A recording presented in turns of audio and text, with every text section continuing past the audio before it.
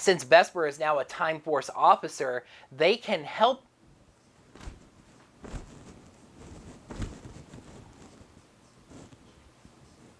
Almost cramped my legs up, butt bumping the wall out of frustration.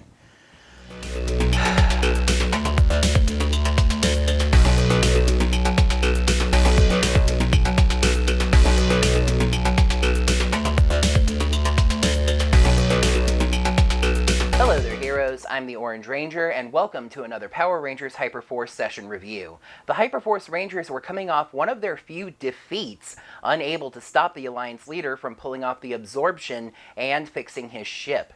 Will they be able to stop the next step in his plan? Let's find out by taking a look at the 16th session of Hyperforce, a graduation homecoming. Yoshi wasn't able to make it to the session until about the halfway point, just so you know why Joe doesn't come up so much until then. At the start of the session, Joe is in the medical bay, resting up from injuries that were slightly worse than what the other Hyperforce Rangers had to deal with. They've been chilling in the Hyperstream. I find myself wondering if the Hyperstream is an infinite space that they can just constantly cruise through, or if it's something they're able to just sit still in, and have recovered from their own injuries. Alpha gets a signal from Joe's tracker. Oddly, the Alliance hasn't gone all that far in terms of time or distance. They've traveled forward in time, but only 2 years, to the year 2027, and to a nearby small planet called Y37 that seems to just consist of a prison on an island sitting in a lake.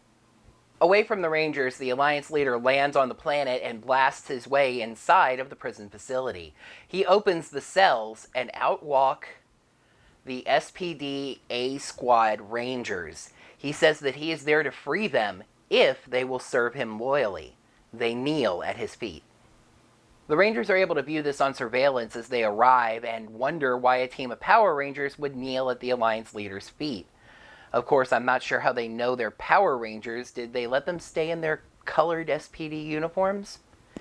Anyway, it was actually pretty nice role-playing from the players, as the Hyperforce Rangers don't really know the story of the evil A-Squad Rangers, and at first even feel like they need to be rescued before Alpha clues them in on the history. Vesper, channeling Gem for a moment, suggests nuking the entire facility from suborbit, but Jack says that if the Alliance leader has taken over this facility, they should really take some time to figure out why, maybe infiltrate the facility. Eddie even suggests that the A-Squad Rangers may possibly still be able to be brought around to the side of goodness. Jack suggests infiltrating the facility from underground, but Malika points out that Y37 is a very small and very dense planet. The leader gets back on his ship and it pulls back up into orbit, not able to see the Hyperforce Ranger ship because it's cloaked. Marv has a plan to deal with the A-Squad, and it focuses on how the Hyperforce Rangers are different from other Power Rangers teams. Marv says that their team is multi-alpha. No, that doesn't mean that they have more than one helper robot. It means that any of them can stand as the leader at any given time. Other Ranger teams, however, are dependent on their Red Ranger, look to them for their next course of action, and can even be very thrown off if they are captured. So, Marv figures if they can take down, or ideally capture, this team's Red Ranger, the rest of them could fall into line. Vesper finds this also incredibly interesting, that she sneaks to the back of the ship and makes 2 bombs. The A-Squad morphs and pulls a guard down from the central watchtower, teasing him and hitting him and stuff, so the Rangers realize they need to get to work. Chloe, though, reminds them that they need to think about how they're going to infiltrate into this facility. Do they need disguises? What's their story going to be? They can't just open the bay door and jump out of the ship. Vesper opens the bay door and jumps out of the ship. She lands right near the guard and the A-Squad Rangers, so the other Rangers realize the jig's up and they may as well just jump down as well. However, Chloe misses the target pretty badly. Okay, think of the prison like this. It's a central watchtower surrounded by a ring of cells in a round prison building on an island surrounded by a lake. The main 4 Rangers landed right near the watchtower. Chloe landed in the lake. The A-Squad Red Ranger, Charlie, makes fun of their uniforms and says this should be easy. They fire at the Hyperforce Rangers, who all take a little bit of damage. Marv tries to convince them that there's another way to do this. They don't have to fight. We're all Rangers here. The Yellow Ranger starts listening for a second, but is unconvinced and fires at Jack, saying all they're interested in is being on the winning team. A Squad Pink turns to Vesper for some reason instead of Charlie, but Vesper just opens her jacket, revealing the 2 bombs and begging Pink to give her a reason to use them. By the way, since I just said the color name thing there, you might find it interesting to realize that besides Charlie, the Red Ranger, none of the other A Squad Power Rangers were named on screen. The A Squad Rangers retreat, running across the drawbridge and closing it, trapping the Rangers inside the prison. They ask Alpha if he can teleport them out. He can, but Malika steps in with something that I thought was kind of odd, actually. She informs them that they are now, technically speaking, in battle. So Alpha teleporting any of them outside of the prison would use up their turn. This is actually going to get a little stranger even later on, but for now, the Rangers decide to stay in the prison and just find another way out. Eddie checks on the guard, whose name is Manny, and asks him if there's a way to get out of the prison. He says that the Rangers can take the elevator in the main watchtower, which will take them to tunnels that go underneath the lake to get back outside. Eddie lays Manny on a cot to rest while they go to retrieve the A-Squad. However, the Rangers then realize that Chloe is actually already outside, just now climbing out of the lake. She can see the A-Squad Rangers, but being OP stealth, they can't see her. Even after she morphs, they can't see her, although they did hear that. As she advances on the A-Squad, the other Rangers get out of the tunnels and meet up with her.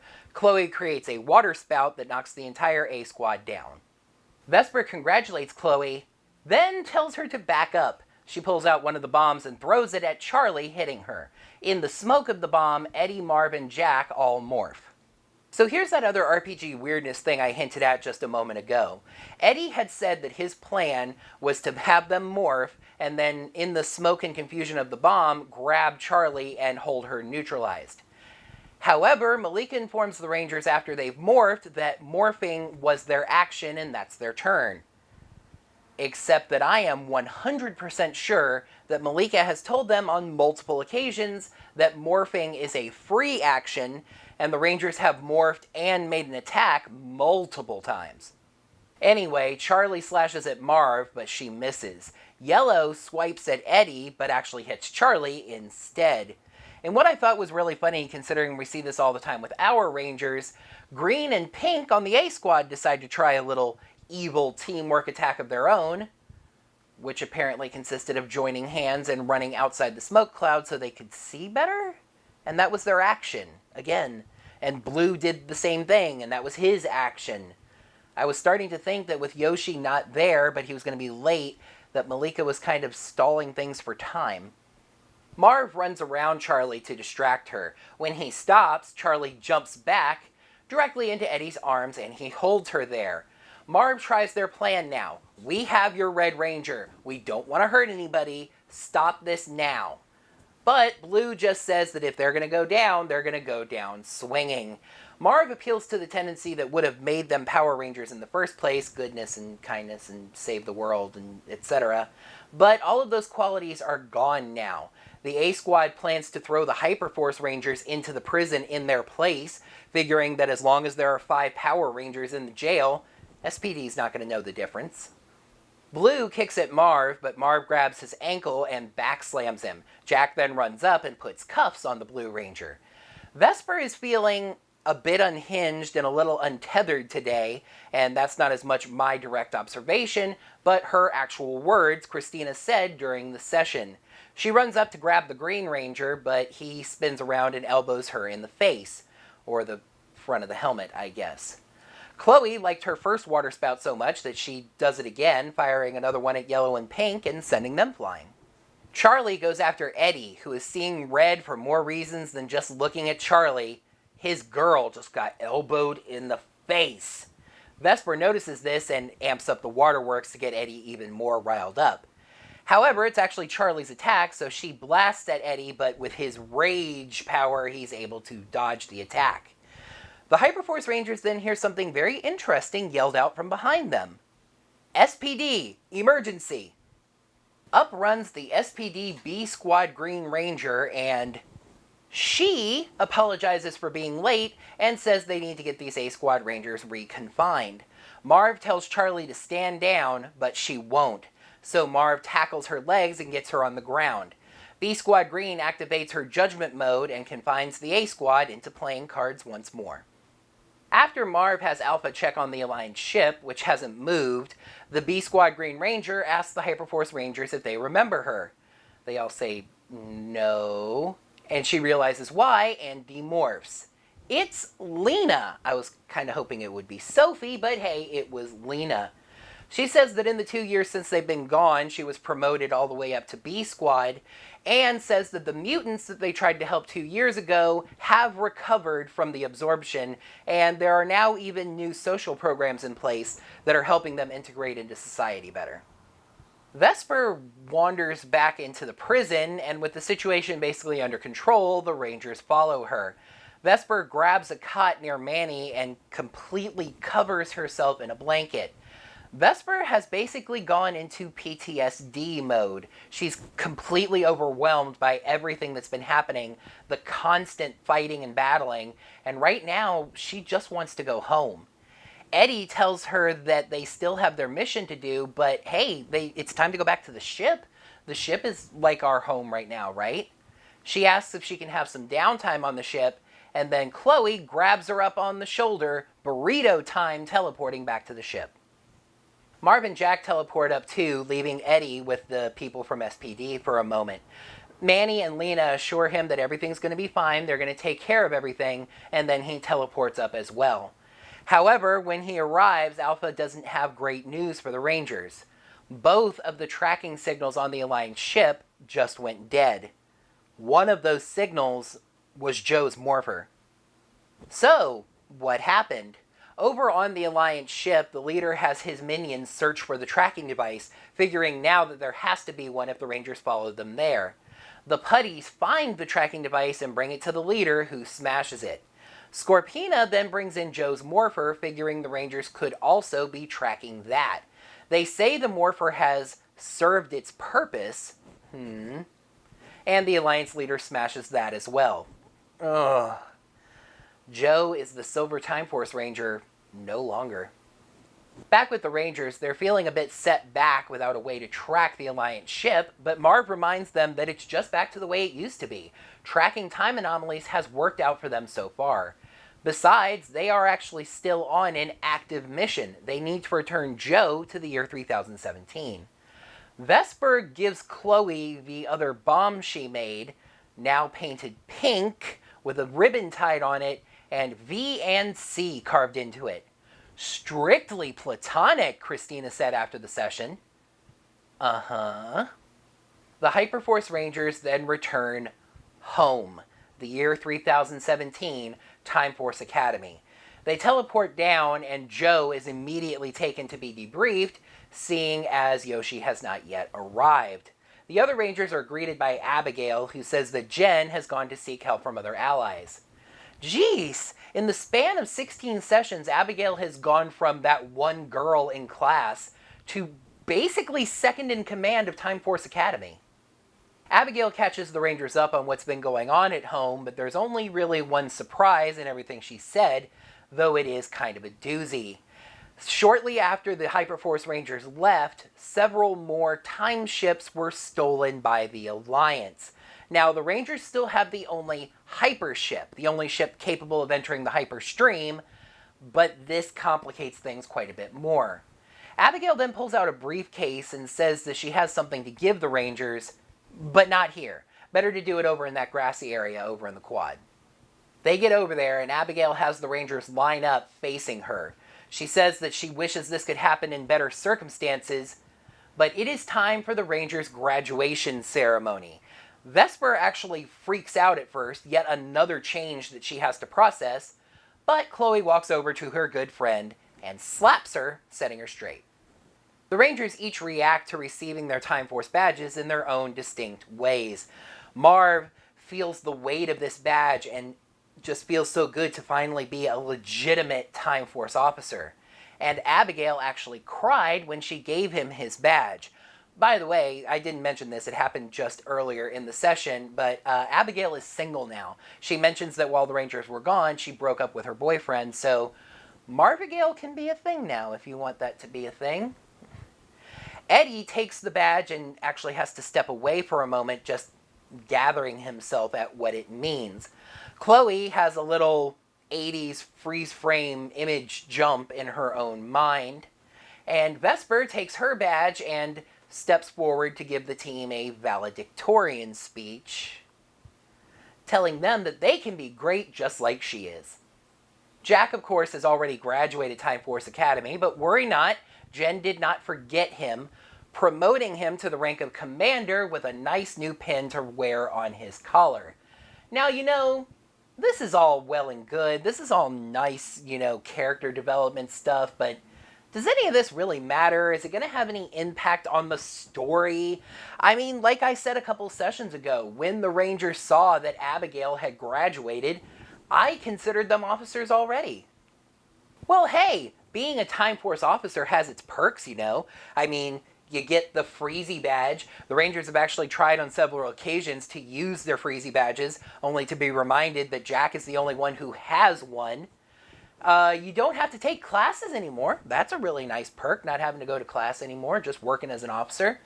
And there is that thing about getting to roll an extra d6 on every turn you take. Oh yeah, heroes! The Rangers got a permanent plus 1d6 bonus for graduating. They now get to roll an extra d6 every time they roll for anything. That's 2 dice unmorphed, 3 dice morphed, 4 dice in a Zord, 2 dice in the Megazord with the heart rolling 3. With that little bit of business attended to, Marv asks if they can go and see their families. Abigail says that should be fine. She can call them if anything comes up and they're needed. Joe is still being debriefed, so Marv decides to wait for him to get out of that. Chloe doesn't really have any family to actually go see, so she just decides to kind of walk around campus and show off. Eddie decides he's going to take a stroll around town, which I guess is Silver Hills. Very early on, they did mention that Time Force Academy is in Silver Hills, which is in Washington State, by the way, not California.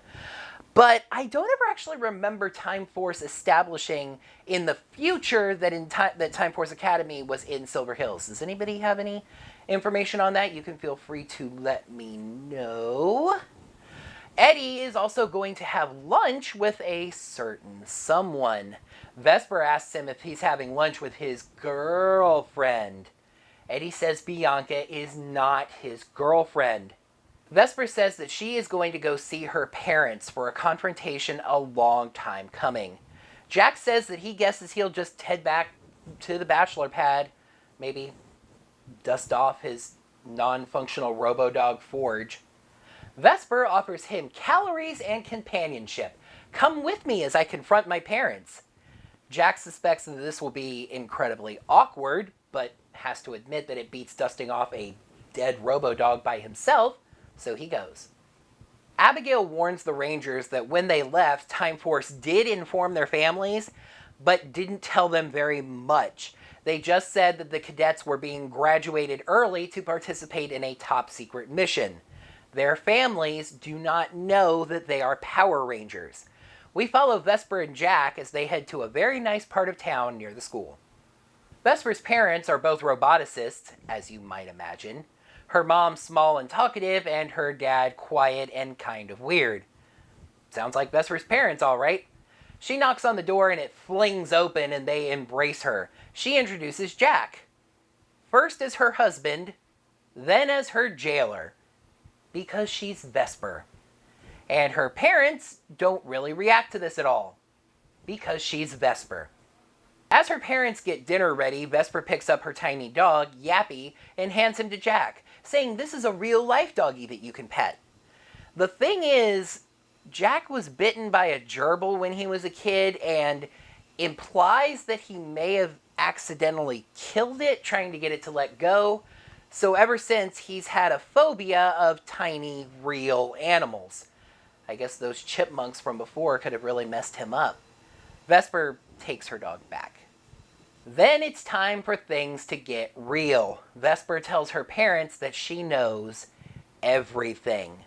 They're a little bit evasive at first, but then Jack explains the circumstances of needing to research the Rangers' past and finding out about Vesper and the research project.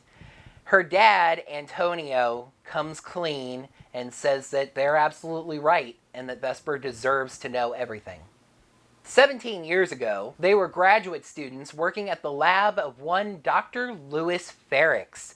Vesper wonders if they should remember that name, and the dice say that they heard that he was a roboticist that created the Cyclobots. But then there was an explosion one night at his lab, and he was never seen again. Her parents heard the explosion and rushed over to see what they could do to help. They heard a cry coming from the rubble, and exploring found a small child.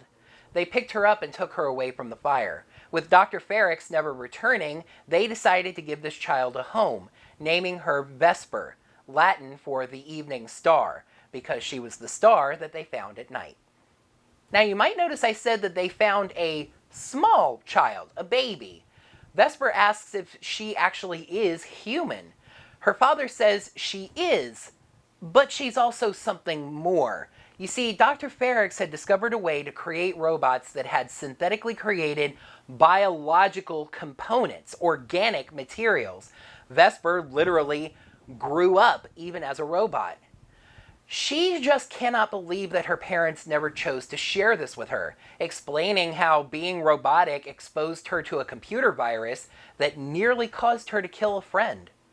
She talks about how she always felt like she was different growing up, which is something we've heard her say before, so that was a nice callback, but her parents just told her that she was special.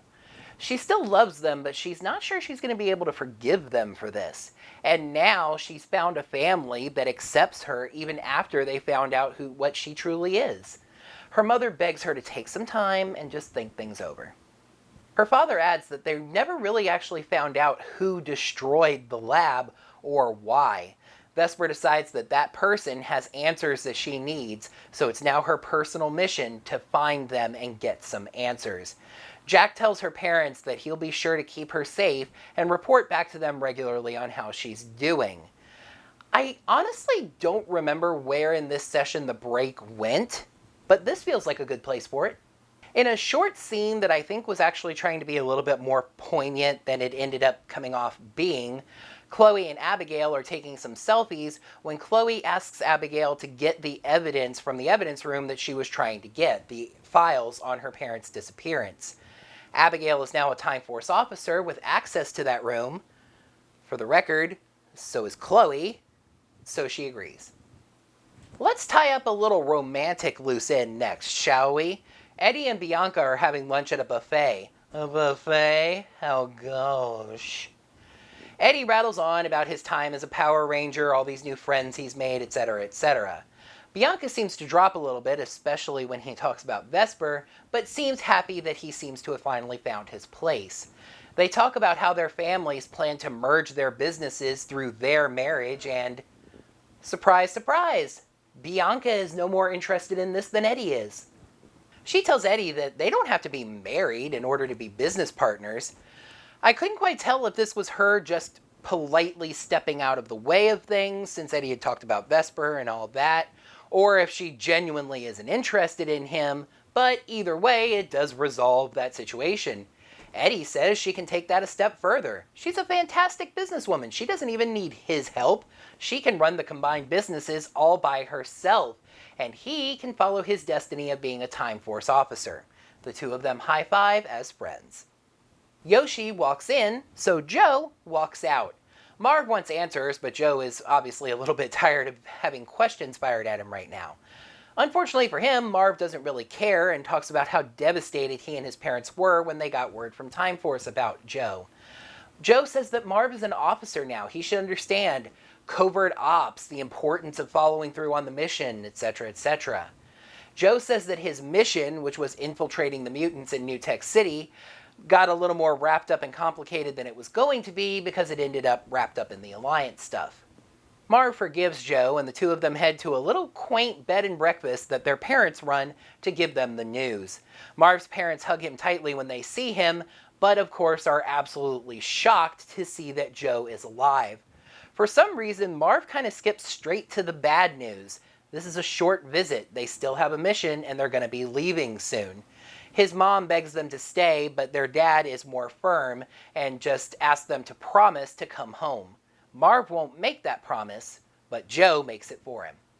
So this is a bit of a personal note, but I'd be crazy not to include it as part of summing up this session. So the session is going on and I'm just watching on my TV and typing my notes, typing away, when I notice out of the corner of my eye that people are starting to mention a username in the chat a whole bunch. This usually happens when HyperRPG reaches a subscriber goal and they pick an active user in the chat to win a prize giveaway. Alrighty, so who's this week's winner? Let's take a look here. Let's see. That looks like it was OrangeRangerVideos. Oh, well, pretty cool. Congrats to... Wait, that's me! Yes, heroes, I was the one who won the prize package for this session. It was just amazing. I mean, I'm not going to say I'm one of those people who never wins anything. I've won prizes every now and then, little contests, etc. But just, there were a lot of people in that chat room. It was pretty active. It's just amazing that I actually won. Anyway, back to the actual reason I do these reviews. Jack and Vesper talk as they walk back, with Jack saying that 1, Vesper may have been a little bit harsh and hasty with her parents, maybe needs to think that over. And 2, now that she's a Time Force officer, she has access to all the tools she'll need to research the lab. She says that as soon as their mission fighting the Alliance is over, they can go do that. Jack says, no. You should investigate the lab right now, especially since we have a little bit of downtime. She agrees and calls the rest of the team to come help. Vesper brought a bag of things from home as gifts to give the other Rangers when they met back up. Marv gets an ancient 80s video game called Snake. Joe gets a box of hair dye, with Vesper saying there's only 1 silver hair allowed on this team. She gives Eddie a picture of herself from high school. Eddie, in turn, gives her a picture of himself, taken a few weeks ago. She got Jack a blindfold too. Here, Jack, try it on. While Jack stumbles around with it, she reveals, I guess mainly to Chloe as her present, the last thing that's sitting in her bag. Her tiny dog, Yappy. Joe takes a moment to thank all of the Rangers for their service and acknowledges that he's kind of been shoved right into their perfect little team. He knows they would all like some explanations and says that he will give those explanations in time. He's never actually been on a team that was bigger than just himself and Trip, but if they'll have him, which they, of course, they accept him, he'll do all that he can to help them, even without a morpher. Yappy jumps out of Vesper's bag and starts running towards the lab, looking for the plot. The Rangers give chase, and then a small boy walks out and starts petting the dog before running off when he sees the Rangers. They chase the boy now, and Chloe manages to get in front of him, stopping him, and they surround him so he can't run away. He curls up into a ball until a tall young man from behind them tells them to get away from his brother. A burlier man and a young woman walk up next to him, and they seem ready to confront the Rangers until the tall young man, Spencer, says, "Wait, it's you. You've come back," looking at Vesper. The little boy named Josh runs up and hugs her legs. Vesper is confused, asking if they know her. Do they know Dr. Ferrix? They say yes, Dr. Ferrix was their father.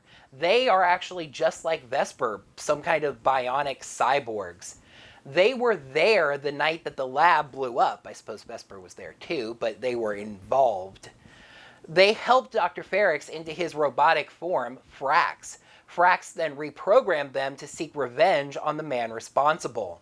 They tell Vesper that now that she's a Time Force officer, she can help them get that revenge on the man, a mutant named Rancic.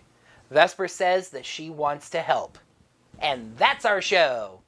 I have kind of mixed feelings on this session, actually. In a lot of ways, it reminds me of the recent Power Rangers movie, just in reverse. Here, we got an action-packed, fun fight sequence right from the start, and then the rest of the sequence was a whole bunch of talking.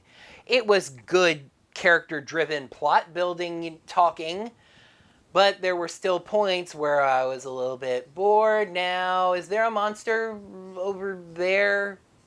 Please? The fight with the A-Squad was great. It was an excellent idea to bring them back and have them face off against the Hyperforce Rangers. It's just a little unclear what the plan was here, since they lost pretty easily and nothing seems to have happened or been accomplished. Malika said during the fireside chat that Melissa said to her one day, "Hey, let's use the A-Squad Rangers." And that's kind of what this felt like. It was an awesome fight that seems to have taken place for its own sake. And then that heavy, thick character building. Don't get me wrong, I do like the character building and the scenes where they talk and all that. It's always good stuff. Hyperforce is always good stuff. There was actually a recurring theme in this episode I picked up on of repairing or establishing relationships, especially with family, as the Rangers visited their families, and even Chloe, who didn't have any family to visit, actually was taking steps to try to find her family. It's just that it felt like the last 2 hours of the session passed with nothing actually happening. I need a little bit more plot action balance. Maybe if the A-Squad fight was longer, or if it took place later in the episode, like maybe we start out taking Joe back to 3017, and then Alpha detects a time anomaly with the A-Squad Rangers, they have to go take care of that and then come back. It is a testament to just how good Hyperforce is that I feel so bad when I give it anything other than a perfect score. Of course, this week there's also the factor that I won something during the session, but the reviewer must be unbiased and score true. A Graduation Homecoming gets a 4 out of 5. That's going to do it for another Power Rangers Hyperforce session review. Thank you, heroes, so much as always for watching. Make sure to like the video by clicking the like button right down below. In the comments below, let me know what you thought of this session and of my review of it. And bumpers, always make sure to check in because I'm always glad to hear from you folks. Make sure to subscribe to the channel to see all of my videos, and make sure you ring the bell, get your notifications set up, so you get notified of whenever I post brand new videos, just like this Power Rangers Hyperforce session review. And if you really enjoyed this review and would like to toss me a little bit of financial support, you can head over to digitaltipjar.com/OrangeRangerVid, toss a little bit of tip change in there. Anything that lands in there is greatly appreciated. Until next time, heroes, may the power protect you, and go Hyperforce. I find myself wondering if it's an infinite space that there... I'm just going to do that again. At the start of the session, Joe is in the medical bay resting up from some slightly more... resting up from injuries that were slightly more than the... I came up with the term and then I forgot it. A little worse. Away from the Rangers, the Alliance leader lands on the planet and... Yep. Did they let them stay in their colored SPD uniforms? I don't think they're morphed. It was...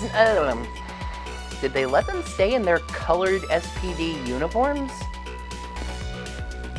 The Rangers are able to view this as they arrive, but Jack says that while Vesper starts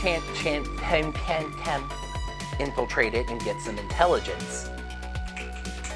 That's why ad-libbing sucks. Hyperforce Ranger's ship is cloaked, so the leader can't see it. The A-Squad morphs and pulls a Ranger. So the others decide to just jump down as well. The A-Squad retreat, running across the drawbridge. The A-Squad retreat, running across the drawbridge and closing it, trapping the other Rangers in... The A-Squad Rangers do something. Anyway, Charlie slashes at Eddie, but she misses. Jack, of course, has already graduated Time Force Academy, but don't worry, Jen did not forgive him. Jen could not forgive him for already having graduated.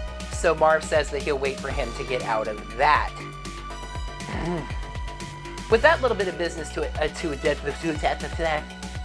is, I don't know if that's picking up or not. Vespers are, no.